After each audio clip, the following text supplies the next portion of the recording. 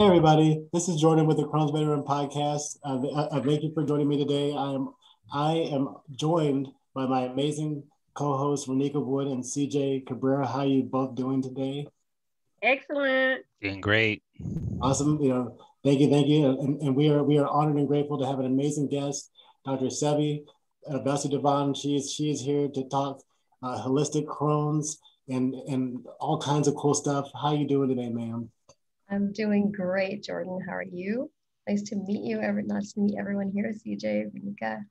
Yep, Nice nice to to meet you meet you as well. too. Doing well, doing well. Thanks for joining us. We've been talking for a little while, and I actually just moved to Las Vegas, and so we had planned to talk to you before that, but just things didn't work out. So I'm just so happy that you're here today, and I just want to get right into it. And so if you could tell our audience a little bit about who Dr. Selvi is.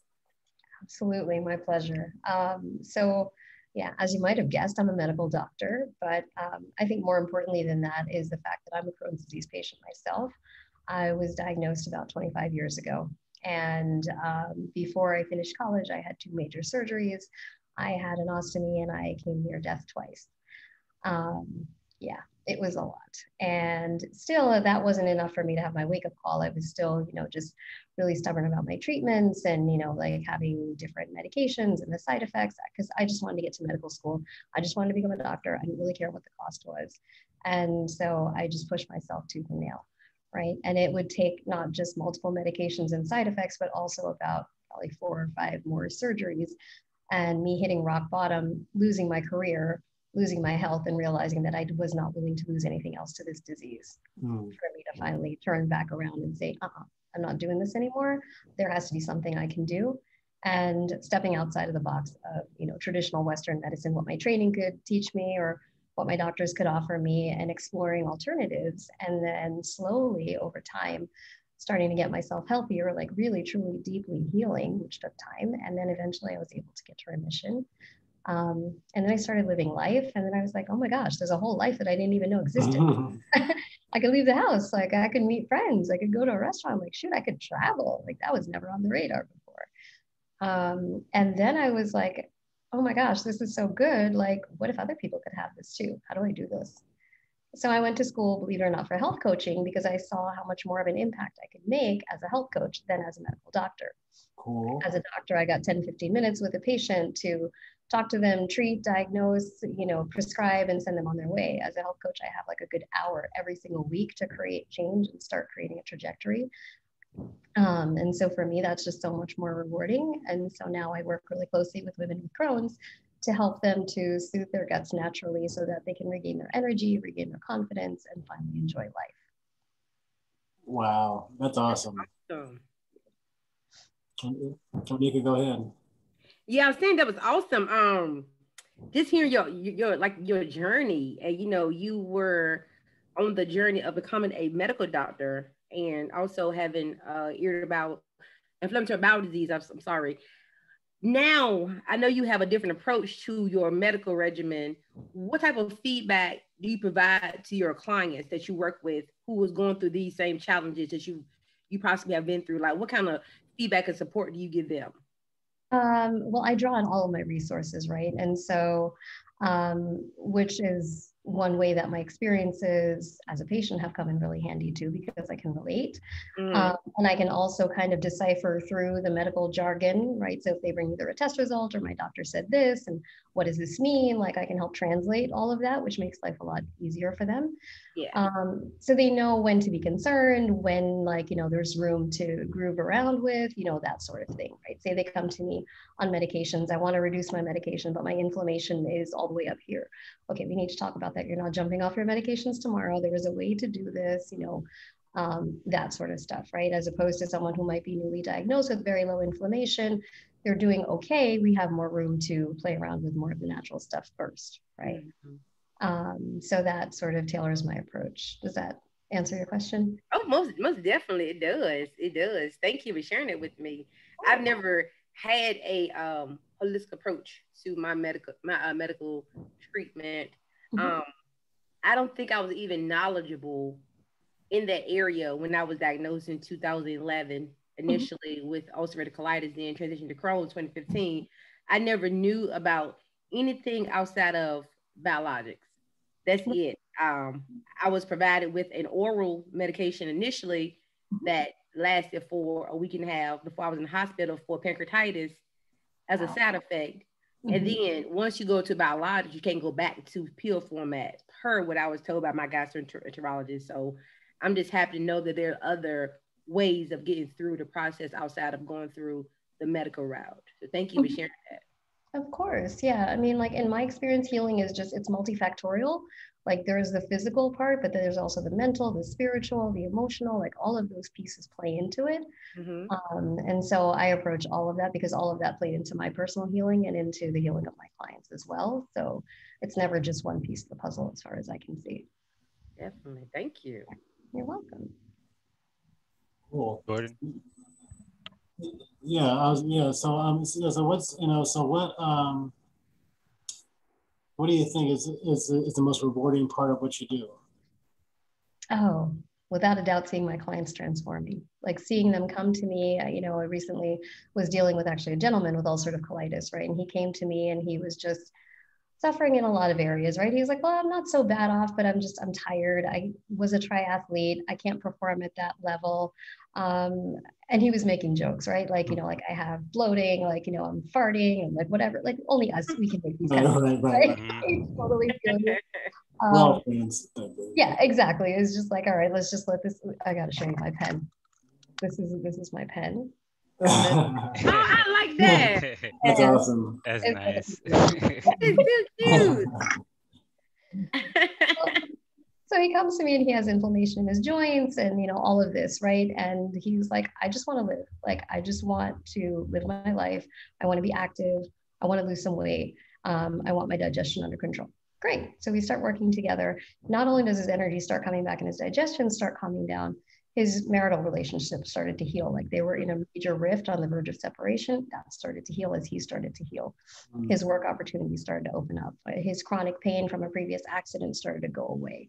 And all of a sudden he's open to possibility. He's like, oh my gosh, now I can actually live, right? Seeing that and the amount of times that this grown man was in tears just touched my heart, which of course made me cry too, because I was just like, seeing someone get their life back in that way that they could even dream of before, like that's the ultimate reward for me, bar none. Awesome. Thank you for sharing that. That's awesome. You're welcome. Thank you for sharing. For alternative medicine, holistic medicine, what exactly is holistic medicine for everybody listening? So the answer can kind of depend on the person that you're talking to. Honestly, it can mean like a lot of different people. So I'll tell you what it means to me. For me, it's looking at the body as a whole, right? So in medical school, it's like we look at the endocrine system and the circulatory system and the respiratory system, and it's like it's all in parts, right? So there's the heart, and there's the brain, and there's the lungs, and each one does its own thing. That's not really the case. Like everything sort of works together and everything affects everything else. So when I'm dealing with someone, like I said, it's the physical part, like what's going on in your body. How is your digestion affecting your mood? How is your mood affecting your digestion? How is your stress affecting your sleep, and vice versa, right? There's all of these connections that come into play. And so I look at the big picture in that way. And I look at, like I said, like the mental, the physical, the emotional, the spiritual, all of those pieces. How are your relationships, right? How is your work life? How is your physical life? Are you able to move? Are you happy? Are you satisfied? What do you want to do? Like, what is the life that you really want to live? How can we get you there? And how do we take what you have now and move it to that direction? Right. So, yeah. Oh, so I had another question about the recent discovery of the possible trigger for Crohn's disease, E. coli. With that, do you think that a possible cure can come from that? It's possible. It's possible for sure. Yeah, I mean, definitely it's possible. Yeah, if that's all that there is to it. I feel like it's more multifactorial than just that, but again, it's all theory right now. But yeah, that could certainly lead to more possibilities. Okay. Yeah. It's so different, so complex. Right. So like, go ahead. Yeah, I was just curious, Dr. Selvi, and so so if for the folks listening, how does like the consultation like process work? A little bit, like so people want to reach out to you, listening, say, man, this sounds pretty valuable. Like what does that kind of look like? As someone if you had kind of onboard somebody a little bit. Of course. So what I would do is schedule an initial strategy call. So just to talk with them, kind of see where they're at, where are you at right now? Where would you like to be? What's your history? Like I like to get like a background history, when were you diagnosed, all of those sort of details. And where are you at and where would you like to be? And can I help you get there? Right. So if I can't, I will send you on your way. I will send you to a different practitioner, whatever. Right. So we are crystal clear on that. And then it depends, right? If you're starting at a certain goal and you want to get to a really, really far trajectory, that's going to take time and that's going to take space. Right. So being really realistic and honest about that is part of how I work as well, because I've been there and I know how it feels. And yeah, so I don't play around. Yeah. Go ahead, Renika. Oh no, you go ahead, CJ. I was gonna ask for pricing for the coaching. Do you accept like insurance or like how does that work? Unfortunately, no. And what does tend to happen though is that people, when they do come to me, they see the value in transformation, right? So there's another piece to this that I feel can be really powerful. And that is when you take a stand for your health in that way and you commit to yourself in that way, all of a sudden you start seeing yourself change because you're so invested on every level, right? So anytime like you pay for a course or whatever, right, you're going to show up every single day. You're going to give your 100% to making sure you get all the results because you committed to it. And so that's the kind of commitment that people, when they sign up with me, that they come to me with, and I meet them 110% because I'm like, you're all in, I am all in. Like I'm in the trenches with you. Do this thing. Thank you. Yeah, you're welcome. So for me, my question is, I have a license in addictions. So I want to seek out therapy, right? Mm-hmm. And whenever I do, I'm looking like, I wonder how this is going to work with another therapist working with me with my challenges and issues. So I had formed this barrier around myself to where I would not allow myself to see a therapist right now. That's my own fault. It's me. I'm owning myself right now. So as a professional that has a background in medicine as you do, what was the process like when you were seeking to find your gastroenterologist? Like, did you have any type of challenges? Did you ask them a lot of questions? Like, was there any uncomfortable barriers there for you when you was trying to go through the process of getting a doctor? Because I'm a doctor, or just in general, you mean like? Yeah. Okay. Because you are a doctor, So you asked like if I was vetting them more. Yeah. Yeah. It was probably almost the opposite for me. I think initially I was very trusting, and so I wound up going through a few GI doctors before I found one that I really liked. Okay. And it was like then I found him, and he actually saw me, he heard me, he listened. He validated my concerns. He's actually let me cry on the shoulder, and so it just made all the difference in the world. Okay. Yeah. And then after that, unfortunately, he wound up passing away. God rest his soul. I wound up switching to someone that he trained himself. So yeah. And I like her a lot, but now I also know, how much is within my scope, how much is within her scope, like how much I need to rely on her versus how much I can rely on myself. And so I'm not 100% dependent on my GI doctor now. So that's kind of changed the relationship a little bit too, if that makes sense. Yeah. That makes a lot of sense. Thank you for sharing that. I didn't look at it as the opposite. I'm going to utilize that as a carrot for me to figure out how I want to maneuver through my own journey with me having a therapist. I think everybody can benefit from a therapist. So I'm going to utilize that as a carrot for me to use that what you just said. So thank you for sharing it with us. Yeah, you're welcome. Definitely. In your journey trying to become a doctor, did you know where field exactly you wanted to go into before you were diagnosed? Pediatrics. Okay. Yeah, I'm 5 feet tall on a good day, so I was like, well, at least in that field, like some of my patients will be shorter than me. So that was for Plus, I just love kids, so. Okay. Awesome. That's awesome. So yes. Speaking of that, so like, what do you, enjoy doing, like, outside of, doctoring and taking over the world? Taking over the world. Well, other, huh?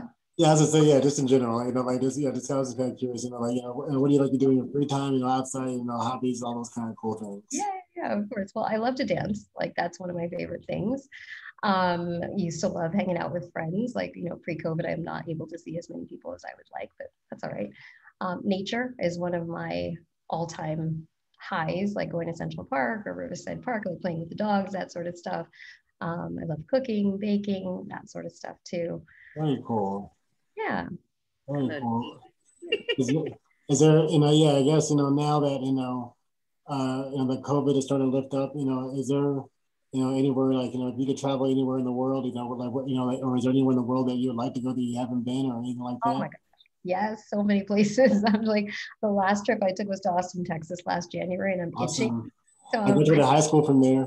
Did you really? I loved Austin. It was fantastic. Yeah, I'm kind of like itching to go to either Italy or Paris or Costa Rica or somewhere like just, yeah. Right now, I'm just craving warmth and a beach, so Florida might happen too. I don't know. That's awesome. I think we all trying to get out and do something sooner than later before we go stir crazy. I never knew what cabin fever felt like until I got with this. Right. Yeah. It's something you said that was very interesting, Dr. Selvi, when you mentioned about the overall mind, the mind and body. One of our former persons on the podcast came through and she indicated that her body did not get healthy until her mind got healthy. And, coming up on mental health awareness, I think it's the next month in May. I think that's something big that we as, I call ourselves Crohn's and ulcerative colitis and inflammatory IBD warriors, we are trying to incorporate this healthy mental health space despite having all of these trials and tribulations. So what is some of the encouragement you can share to help people that may not know how to find their happy space where they can thrive when they're going through flares and things of that nature? Oh, it's incredibly hard when you're going through a flare and you're stuck in the pain or the diarrhea and those sort of things. Like to find one little positive thing is like the hardest. So some things that I tell people when they're in that space is like, it's okay to ask for help. Right? We tend to struggle asking for help. We think you have to do everything. We don't. It's totally okay to ask for help. It's okay to say no. Like it's okay not to say yes to everything. And, especially if you have a family and you have kids and you're running around, like you don't have to say yes to everything, like at the expense of your health. If you don't have your health, you have nothing. So it's okay to outsource some of that stuff. You're not being a burden. You're just asking for your needs, and that's totally okay. And to find one little positive thing, even if it's just I woke up to fight another day. That's right. And sometimes that's it. Like, I was able to just get through the day, barely, but I got through. Like, that's a win. It's that gratitude. Yeah. It can be hard at times finding that gratitude, though. Yes. When you're in the thick of it, it's just like... One thing I do gotta say. Oh, go ahead, Renika. No. Go ahead, TJ. You go ahead. I was gonna say that one thing I learned in the beginning of my IBD journey was, as soon as I learned to say no, like things just started changing for the better. Let's just say that. Yeah, it's so powerful, and that's something I struggled with too for the longest time. Was just like, but I had to say yes to everything and everyone. It was like, no wonder I was burning out. Yeah. I learned that from my own personal reasons. The reason why I always said yes, even when I was going through a flare, was because I did not want to be identified as a person who was not reliable, even though I was abandoning my own personal mental health and physical health. I had mentioned about my secrets kept me sick because I was so afraid where, oh yeah, Renika, she's not available. She's got Crohn, she's sick. Oh, Renika, she got Crohn, she's sick. So I was, you know what? Yes, I'm always going. Then at the end of the day, I'm the one at home in the bed crying these tears of pain, and they see me as so happy, joy. I'm at home in the bed crying in the night. So that's why I always say yes. I did not know how to say no with conviction and say it's okay if you judge me, because I know how I feel. You cannot tell me how I feel. So that's why I always say yes to everything in the beginning.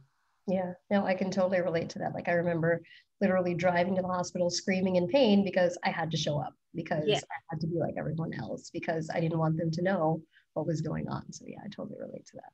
Yeah.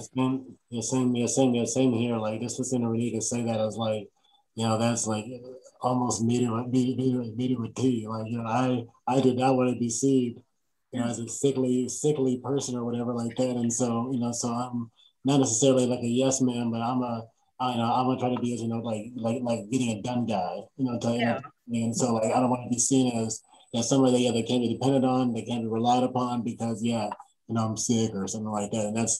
And so, just find that balance, and everybody's human, and we're all doing the best that we can. And if people can't understand that you can't do something, then, they might need to, be helped to understand maybe a little bit more. Exactly, Jordan. It's kind of crazy. I'm kind of like, I was the opposite a little bit when I was more reserved. I wasn't trying to do as much because I didn't know my limitations and everything. So I wasn't trying to put myself out there and push myself. So that was the first thing I actually learned to do, was just say no. So, yeah. Wow. Having those boundaries is good. Right. I don't want to monopolize the conversation, but I just have one more question, because this is so You're fine. Dr. Selvi, so you being a Crohn's warrior, as I like to say, when you are having your own when you were having your flares and having your clients, how did you get through your own personal process when you having your flares and have to go to work and see clients? Like, what did you do? How did you work around those type of challenges, if that makes sense? Gotcha. Well, thankfully I haven't been that sick in 10 years. So okay. Yeah, so I haven't actually had to deal with that situation. It's more like, like timing wise and, juggling, like those kind of things. That's been more of a challenge. I would say probably that's more like during medical school or training period, like was when I was like dealing with flares and trying to still show up. And that was tough. That was really, really tough. Like, I do not recommend it. Okay. Now, like I said, like, screaming in pain, like driving to the hospital, locking myself in the call room and crying, and all sorts of insanity happened. Yeah. Not pretty. I got one more question. Sorry, Jordan. All right. Being in the medical field, have you experienced I'm gonna just say it like this: a spicy patient, like somebody who's difficult? Oh yeah, of course. How did you handle that? Well, and I was a spicy patient too. I can get into that. Oh yeah. Okay. Doctors make the worst patients. Sorry, not the best patients. That's for sure. Difficult patients. Well, I had some characters in medical school itself. There were some characters. There are times when, as a medical student, you're supposed to go in and draw blood on a patient, right? So I remember this one was like, "You're not drawing blood on me." And if I didn't draw blood, then I was going to get yelled at by my superiors. So I'm like trying to negotiate with this person. He's like, "Get the heck out of here." Or even worse, like, I don't even know what mental state he was in. Like, I don't think he realized that I was, even training, like very stereotypical type of stuff, right? And I was just like, what is happening right now? It's just like, get out and all that sort of stuff. Yeah, so there were some characters for sure. Then there were the guys in the psychiatry ward in one of the hospitals who'd be hitting on the female medical students, like it's inappropriate, like all sorts of stuff. Yeah, for sure. Screaming down the hall, like somebody who is either drunk or what have you, and is like working off their alcohol stupor. That gets interesting for sure. That stories. Yeah. I know stress is a big trigger for flares. Have you ever got stressed out in your job that it caused a flare? Nah, never. Of course. Yeah, of course. I was joking, like medical school, no stress there. Yeah, medicine, absolutely. I stressed myself into the hospital pretty much needing surgery. Okay. Wow. Yeah, totally. So You said that you had an ostomy, or you still have an ostomy? Is that too personal to ask? It was able to be reversed. Yeah, I had it for about yeah. Got you. I noticed that in the Crohn's community, when we say, "Have you had the surgery? Have you had the surgery?" Whenever you say the surgery, they're referring to, "Have you had ostomy surgery?" It's like we're so afraid to say, because I'm a victim. I'm not a victim. I mean, I'm not a victim. I'm one of those persons to say that. Yeah, I had surgery, but I never be like, what kind of surgery? Because it's so much stigma associated around it. It was stigma around having ostomy surgery. Me going on 2 years now, I can really say it changed my life for the better. And I had to go to the hospital on this month right here, had like the part of my colon removed. I'm still recovering right now. So that's hard on mental health and physical health. But you mentioned about getting your mind right and your body right, all that will follow. So mentally, I'm healthy. My battery is charged. I'm not crying. Physically, I'm kind of like, because I want to rush the process. But just staying present in the now is what I'm learning to do versus rush. Because when you rush things, you expect your life to be back to where it was, and you probably make things worse than what it was before you even had your surgery. So definitely. So everybody out there, the optimists, hey y'all, we good. Don't be scared to talk about it. Save your life. But definitely, thank you for sharing it though. It's awesome. No, you're welcome. And I feel like some of that stigma is starting to break now. Like there's more, so many more people who are being vocal about it, and all of that. And it's just, it's not that it's right or wrong, but if it comes to that point and you need to have the surgery, like it's totally fine if it saves your life, and like then your quality of life has increased, like that's fantastic. If you don't wind up needing it though for some reason, and the inflammation or whatever is able to be reversed, like that's fantastic too. Like definitely. Yeah. Where do you think it's my last question, I promise. So lately I have been seeing so much information around IBD. I mean, medications on the television, commercials. It's been discussed more frequently now. Where do you think, what was the change that you think in the medical world that made IBD come more present in the forefront versus it being hidden for so long and not really discussed that much? Where do you think that change came from?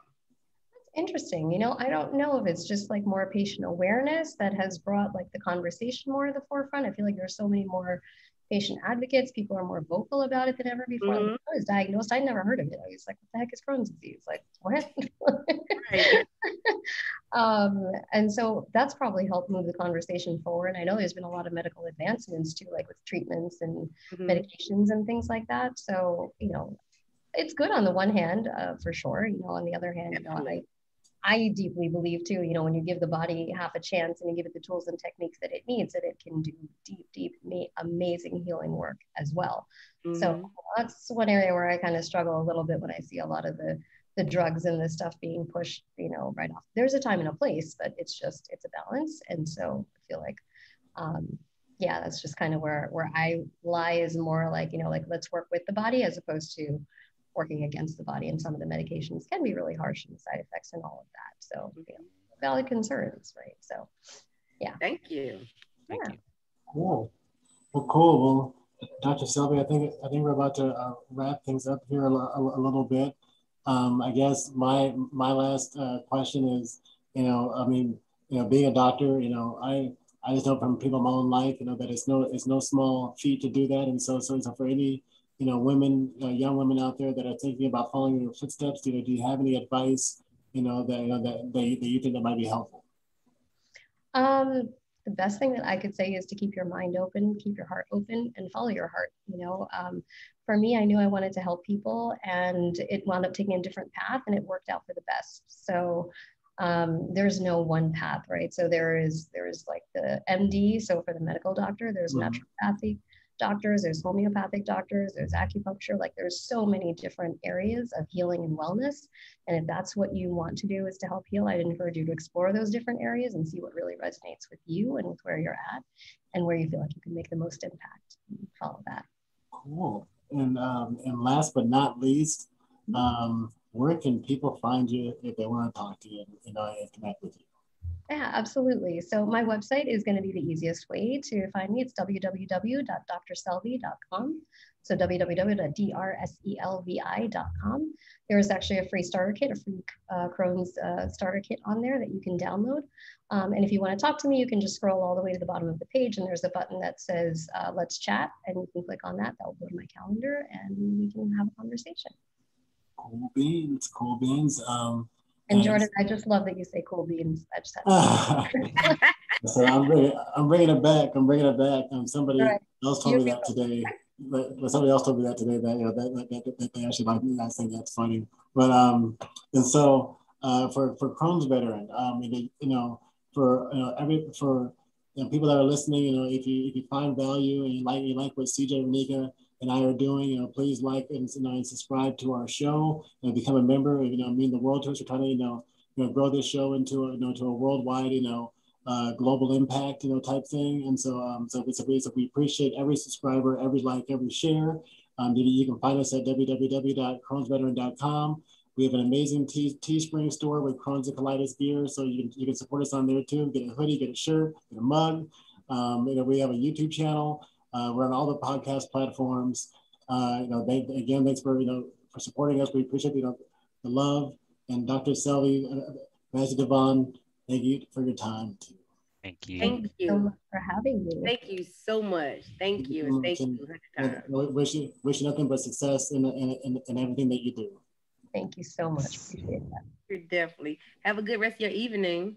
I will. You guys too. Bye-bye.